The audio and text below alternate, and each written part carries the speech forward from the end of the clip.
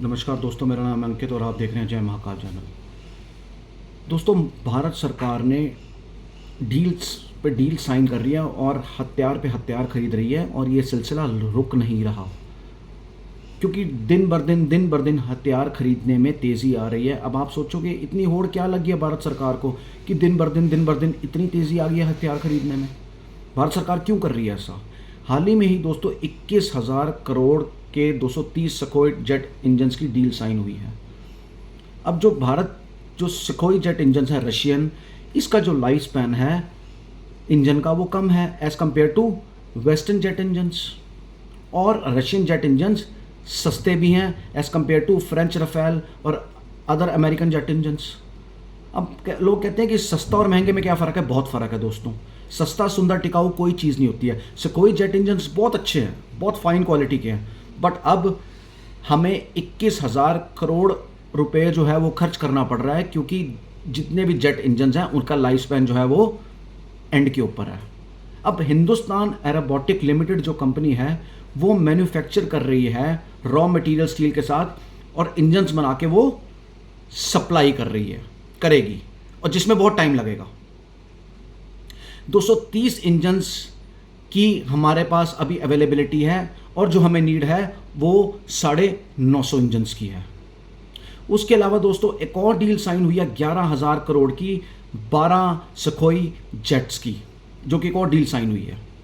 उसके अलावा मोदी जी अभी हाल ही में जब अमेरिका गए थे और उनकी जो बाइडन से मीटिंग हुई थी, तो वहाँ पे डील साइन हुई थी GE414 इंजन, जो कि फिट होगा अपग्रेडेड तेजस वर्जन के अंदर।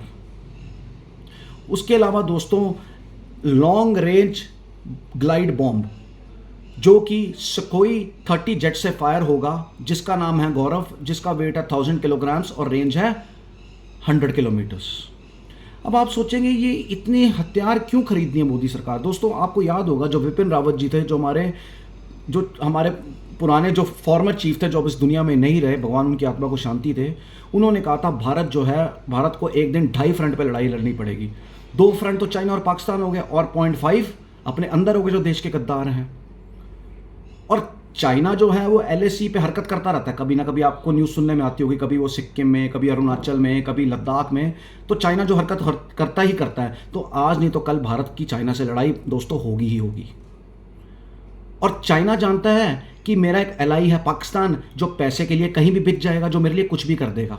और पाकिस्तान को पता है कि पाकिस्तान इन बिटवीन, जो पाकिस्तान जो है उसका ये है कि वो ये सोचता है कि मैं चाइना को बोलूं कि आप अपनी जो है मेन फ्रंट लड़ाई लड़ो और भारत के पीठ में खंजर घोंपने का काम मैं करूंगा, लेकिन उसके लिए मुझे हथियार चाहिए, क्योंकि सामने सामने लड़ाई तो मैं कर नहीं सकता। क्योंकि जब चाइना और भारत की लड़ाई होगी तो भारत का फोकस चाइना पे होगा, और पाकिस्तान बीच में क्या करेगा, वो LOC के ऊपर कोई ना कोई हरकत करता रहेगा, जैसे वो कश्मीर में इन्फिल्ट्रेशन करता रहेगा, ताकि जो 90%, जो 100 में से 20% फोर्सेज हैं वो पाकिस्तान के साथ अंगेज रहें। और पाकिस्तान तो चाइना के साथ है ही है, और चाइना को पता है हमारा एलाई है, पार्टनर है, ये पैसे के लिए कुछ भी करेगा। तो ये रीज़न है जो दोस्तों जो हथियार खरीदने में तेज़ी आई है, उसका सबसे बड़ा कारण ये है कि चाइना से कभी भी जंग लड़ सकती है, और ये जो चाइना का जो नाजायज़ पार्टनर है पाकिस्तान, ये उसका साथ देगा ही देगा। दूसरी चीज़, अब कई हमारे यहाँ पे लिबरल बोलते हैं कि चाइना के साथ तो इतनी बिलियन ट्रिलियन डॉलर्स का हमारा ट्रेड है, वो जंग करके खतरे में क्यों डालेगा? क्यों? अभी जब गलवान में लड़ाई हुई थी तब नहीं था ट्रिलियन डॉलर्स का ट्रेड, तभी भी तो ट्रेड था, लेकिन गलवान में लड़ाई हुई, जब पाकिस्तान के साथ जब लड़ाई हुई तभी भी तो ट्रेड चल रहा था। तो दोस्तों, ये जितनी भी हथियार में अभी भी MiG-21 रफेल 126 जेट्स का और ऑर्डर दिया गया और फाइनलाइज होने वाला है।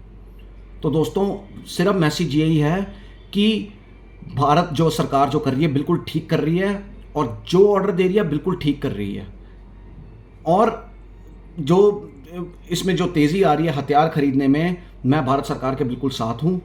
और मेरा मैसेज आप तक यही पहुँचाना था कि जो भारत सरकार इतनी खरीद फरोख्त कर रही है, इसके पीछे का कारण क्या है। जय हिंद, वंदे मातरम, भारत माता की जय।